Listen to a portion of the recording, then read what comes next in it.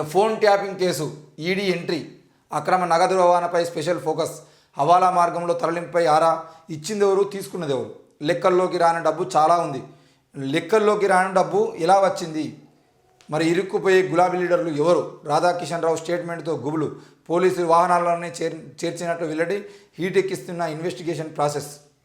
Phone tapping కేసులో రోజుకో సంచలన విషయం బయటవస్తున్నది. దీంతో పోలీసులే విస్తుపోతున్నారు. ఎన్నికల సమయంలో అప్పటి అధికార పార్టీ అభ్యర్థులకు పోలీసు వాహనాల్లోనే నగదును తరలించినట్లు రిటైర్డ్ పోలీస్ ఆఫీసర్ రాధాకిషన్ రావు ఇటీవల కన్ఫెషన్ స్టేట్మెంట్లో వెల్లడించారు. ఇలా అక్రమంగా తరలించిన డబ్బు వివరాలపై ఆరా తీసేందుకు ఈడీ దర్యాప్తు చేపట్టే అవకాశాలు ఉన్నాయనే వార్తలు వినిపిస్తున్నాయి. లెక్కల్లోకి రాని డబ్బు ఒక చోట నుంచి మరో చోటుకు తరలిపోవడంతో ఇది ఎవరికి చెందిందనేది ఆసక్తికరంగా మారింది. దీనికి తోడు ఫోన్ ట్యాపింగ్ కోసం అప్పటి అధికార పార్టీ గుట్టుచప్పుడు కాకుండా విదేశాల నుంచి పరికరాలను కొనుగోలు చేసినట్టు ప్రణీతరావు సైతం చెప్పడంతో ఆర్థిక వనరులను హవాలా మార్గంలో సమకూర్చింది ఎవరనేది తేలాల్సి ఉన్నది. వీటన్నింటికీ దృష్టిలో పెట్టుకొని అవసరమైతే ఈడీ రంగంలోకి దిగి దర్యాప్తు చేసే అవకాశం ఉన్నదని పోలీసు వర్గాల్లో చర్చ జరుగుతున్నది. అసలు డబ్బు ఎవరికి ఇచ్చారు, ఎంత మొత్తంలో ఇచ్చారు, ఎన్నికల సమయంలో బీఆర్ఎస్ అభ్యర్థులు గెలుపొందడానికి ప్రత్యర్థుల వ్యూహాన్ని పసిగట్టడానికి ఫోన్లు ట్యాపింగ్ చేసి తెలుసుకున్నారని, దీంతోపాటు ప్రజలను ప్రలోభపెట్టడానికి భారీ స్థాయిలో నగదును తరలించారని ఈ కేసులో దర్యాప్తులో వెల్లడైంది.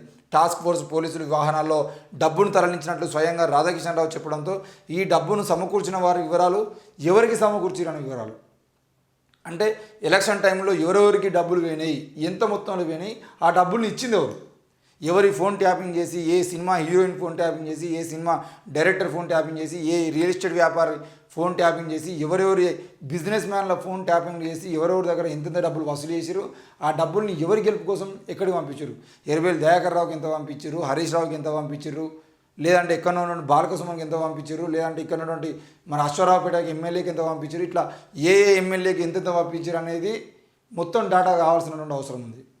మరి ఈరోజు అసలు డబ్బులు ఎవరిచ్చిర్రు, అక్రమ నగదు రవాణా సంబంధించిన విషయంలో ఎవరిచ్చిర్రు, ఎందుకు ఇచ్చిర్రు, ఎంత ఇచ్చిర్రు, ఈ విషయాలు మొత్తం బయట తీసేయడం ప్రయత్నం చేస్తున్నారు. బయట తీస్తే మాత్రం మరి ఏ ఎమ్మెల్యే కోసం ఎంత ఖర్చు చేసిర్రు, ఎట్లా పంపించారు అనే దాంట్లో తప్పకుండా వివరాలు ఉంటాయి. రెండవది ఏంటి అంటే ఎలక్షన్ కమిషన్ ఏం చేసింది, ఎలక్షన్ కమిషన్ ఈరోజు టెంట్లు వేసుకొని రోడ్ల మీద పోతా అంటే ఎవరు కారు పడతామని కారు ఆపి రండి దిగండి లేవండి మొత్తం డోర్ తీయండి, ఆ డోర్ తీయండి, చిన్న చిన్న బ్యాగులు, ఆ ఆడోళ్ళ హ్యాండ్ బ్యాగులు ఉంటే హ్యాండ్ బ్యాగులు కూడా ఓపెన్ చేసి చూపించండి అని చెప్పేసి మొత్తం ఇక ఎలక్షన్ కమిషన్ ఏమన్నా చెక్ చేస్తుంది. అబ్బాయి ఇలా బయటికి పోతే పైసలు పట్టుకొని పోవాలంటే భయం అవుతుంది అన్నట్టుగా చెక్ చేస్తారు. మరి వీళ్ళు ఇన్ని కోట్ల రూపాయలని టాస్క్ ఫోర్స్ వాహనాల్లో కనుక ట్రాన్స్ఫర్ చేస్తూ ఉంటే మరి ఆ ట్రాన్స్ఫర్ చేస్తున్నప్పుడు పోలీసులు ఎలక్షన్ కమిషన్ ఏం చేసింది అంటే టాస్క్ ఫోర్స్ వాహనాలని మీరు ఆపరా, టాస్క్ ఫోర్స్ వెహికల్లో డబ్బులు పోతూ ఉంటే మీరు చెక్ చేయరా, అంటే ఒక ఆఫ్టర్ ఆల్ ఒక స్టేట్లో ఉన్నటువంటి పార్టీ తలుచుకునేది అంటే టాస్క్ ఫోర్స్ వాహనాల్లో డబ్బుల్ని సాఫీగా పంపించగలిగింది అంటే సెంట్రల్లో ఉన్నటువంటి బీజేపీ తలుచుకునేది అంటే అవసరమైతే ఎలక్షన్ కమిషన్ వాహనాల్లోనే వాళ్ళు డబ్బులు తరలిస్తారన్నమాట. ఈరోజు ఎలక్షన్ కమిషన్ పేరుతోని ఇన్నోవాలు, టవేరాలు, టాటా సుమోలు వేసుకొని పైన సీసీ కెమెరా పెట్టుకొని మొత్తం ఆ గ్రామాల్లో, మండలాల్లో ఎక్కడెక్కడ డబ్బులు పంచుతున్నారు ఏంది అని చెప్పేసి తిరగడం కోసం పెట్టుకున్నటువంటి వాహనాలు ఏవైతే ఆ వాహనాల్లోనే ఈరోజు సెంట్రల్లో ఉన్నటువంటి బీజేపీ పార్టీ కూడా డబ్బులు తరలించే అవకాశాలు ఉన్నాయి.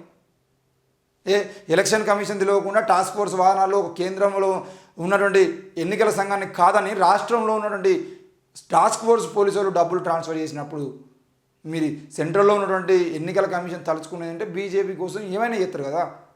మరి ఇప్పుడు ఎవరిని నమ్మాలి, ఎలక్షన్ కమిషన్ నమ్మేటువంటి ఉందా, టాస్క్ ఫోర్స్ నమ్మానా, ఇంటెలిజెన్స్ నమ్మానా, పోలీసులు నమ్మానా, ఎవరిని నమ్మాలి? ఈరోజు అక్రమ నగదు రవాణా ఏదైతే ఉందో అక్రమ నగదు రవాణా సంబంధించిన విషయంలో అధికారంలో ఉన్న పార్టీ రూపాయి ఒక్కడు కూడా దొరకకుండా ప్రతిపక్షంలో ఉన్నటువంటి పార్టీ నాయకుల డబ్బులు దొరికినాయి అంటేనే ఆ రోజే వీటికి సంబంధించిన విషయంలో మాట్లాడుకోవాల్సిన అవసరం ఉండేది. కానీ ఇవన్నీ ఏమీ మాట్లాడకుండా ఈరోజు డబ్బులన్నింటినీ టాస్క్ ఫోర్స్ వాహనాల్లో ట్రాన్స్ఫర్ చేసి అదే టాస్క్ ఫోర్స్ వాహనాలని పోలీసులు ఎందుకు పట్టుకోలేదు, ఎలక్షన్ కమిషన్ ఎందుకు పట్టుకోలేదు అనేది కూడా ఈరోజు ప్రజలకు సమాధానం చెప్పాల్సిన అవసరం ఉంది. దీని మీద కేంద్ర ఎన్నికల సంఘం కూడా బాధ్యత వహించాల్సి ఉంటుంది. మొత్తం రాష్ట్ర వ్యాప్తంగా డబ్బులు మీకు కోకాపేట నుండి హైదరాబాద్ నుండి ఒక విలమ సామాజిక వర్గానికి సంబంధించినటువంటి కేసీఆర్ దగ్గరి వ్యక్తి అయినటువంటి వ్యక్తి హాస్పిటల్కు డబ్బులు ఎట్లా వచ్చినాయి, హైదరాబాద్ నగరానికి ఎట్లా వచ్చినాయి, అదే హైదరాబాద్ నగరం నుండి ఏ ఎమ్మెల్యే అభ్యర్థికి ఎంత పోవాలన్నా అనేది లెక్క చేసి మరి ముందొకటి వెనుకోటి పోలీస్ కాన్వాయ్ వాహనాలను పెట్టుకొని ఈరోజు వాళ్ళు టాస్క్ ఫోర్స్ వెహికల్లో టాస్క్ ఫోర్స్ అధికారులను పెట్టి మరి ఈరోజు ట్రాన్స్ఫర్ చేయగలిగిరంటే, డబ్బులను పంపిణీ చేయగలిగిరంటే మరి ఎన్నికల సంఘం వాటిని ఎందుకు ఆపలేకపోయింది? దానికి సంబంధించిన విషయంలో కూడా వివరణ కావాల్సింది. అంటే ఎన్నికల సంఘం ఈరోజు వాళ్ళని ఆపదా, ఈరోజు కూడా కాంగ్రెస్ పార్టీ కూడా అట్నే చేస్తుందా, బీజేపీ పార్టీ కూడా అట్నే చేస్తుందా? మరి ఇట్లా చేసుకుంటూ పోతే ఎన్నికల సంఘం ఉండేం లాభం, అది పని చేసేం లాభం?